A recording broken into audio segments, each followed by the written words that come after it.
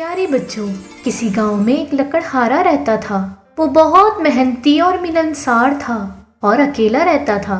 उसके पास एक घोड़ा भी था जिस पर वो लकड़ियां लाद कर लाता था। एक रोज लकड़हारा जंगल में लकड़ियां काट रहा था कि एक शख्स हाँफता कांपता उसके पास आया और बहुत बुरे हाल में था। उसके कपड़े फटे हुए थे, जिस्म पर छोटे मोटे जख्म थे। वो लकड़हारे के करीब आया। लकड़हारे ने कहा, क्या हुआ मेरे भाई? अजनबी ने कहा, बादशाह शेरोज के महल का रास्ता किस तरफ है? लकड़हारे ने अजनबी से कहा, तुम बिल्कुल भी परेशान ना हो, मुझे महल का रास्ता पता है, मैं तुम्हें बता दूंगा। तुम तसल्ली से बैठो और पानी पियो। ये कहकर लकड़हारे ने उसे पानी पिलाया और पूछा, तुम इस जंगल में क्या करने आए थे? अजनबी ने जवाब दिया, मैं अपने दोस्तों के साथ यहाँ घूमने आया था और रास्ता भूल गया। भटकते भटकते मेरा ये हाल हो गया। लकड़हारे ने अजनबी से कहा, तुम बार बार बादशाह शेरोज के महल का रास्ता क्यों पूछ रहे हो? अजनबी बोला, मेरा घर महल के करीब है, इसीलिए वहाँ का पता पूछ रहा था। लकड़हारे ने जवाब दिया, मैं तुम्हें खुद वहाँ तक छोड़ कर आऊंगा, लेकिन मेरी 2 शर्तें हैं। अजनबी परेशान हो गया और कुछ देर सोचने के बाद कहा, मुझे तुम्हारी हर शर्त मंजूर है, बस मुझे मेरे घर जाना है।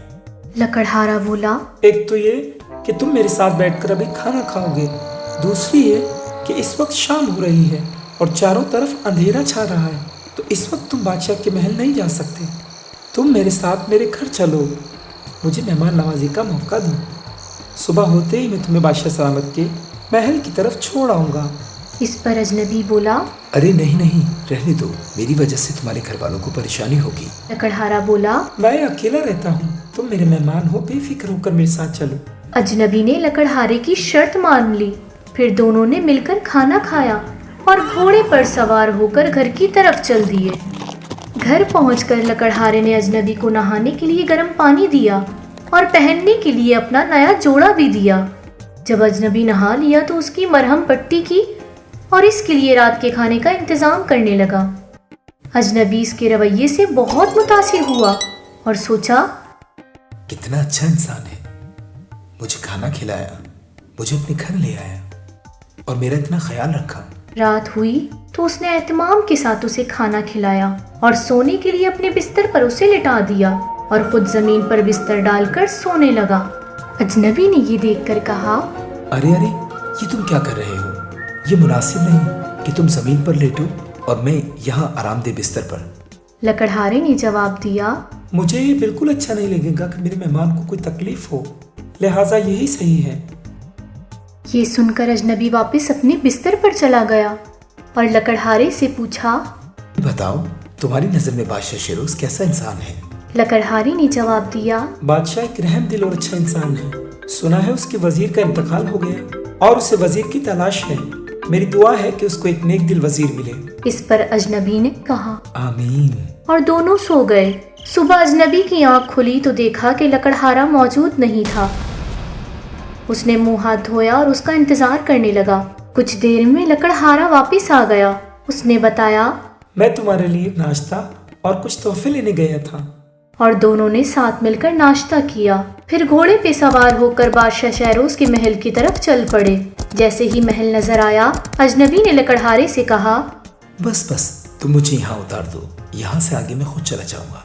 अजनबी ने लकड़हारे से जाते हुए कहा, मैं तुम्हारी मेहमान नवाजी में बहुत खुश हूँ और मैं तुम्हें हमेशा याद रखूंगा। और महल की तरफ चल दिया। लकड़हारा अजनबी को छोड़कर वापस अपने घर आ गया। अगले दिन किसी ने जोर जोर से उसके दरवाजे पर दस्तक दी। वो बड़ा हड़बड़ा कर उठा और देखने के लिए दरवाजे के बाहर चला गया।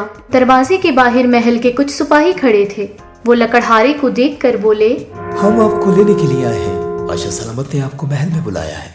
लकड़हारा थोड़ा परेशान हुआ और सिपाहियों से पूछा, क्या मुझसे कोई गलती हुई है? सिपाहियों ने जवाब दिया, वो हमें नहीं मालूम, बस हमें हुक्म मिला है कि आपको बाइज्जत बादशाह की खिदमत में पेश किया जाए। सिपाहियों की बात सुनकर लकड़हारा उनके साथ चल दिया। महल पहुंचकर जब उसने बादशाह को देखा तो उसकी हैरत की इंतहा न रही। बादशाह तो वही अजनबी था जो कल रात उसका मेहमान था। लकड़हारे को देखकर बादशाह ने कहा, मैं जंगल में अपने सिपाहियों के साथ शिकार पर गया था और वहां उनसे बिछड़ गया, रास्ता भूल गया और वहां मेरी मुलाकात तुमसे हुई। तुमने मेरी बहुत खिदमत की, मुझे बहुत अच्छा लगा। क्या तुम मेरे वजीर बनोगे?